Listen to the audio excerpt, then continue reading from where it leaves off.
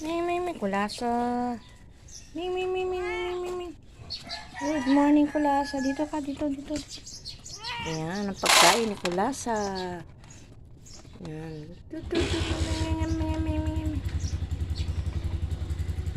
Ayan naman ang kanyang friend, si Kurukuk.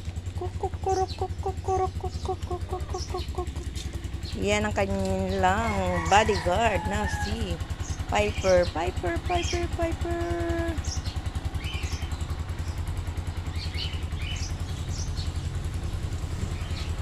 Sa gitna naman.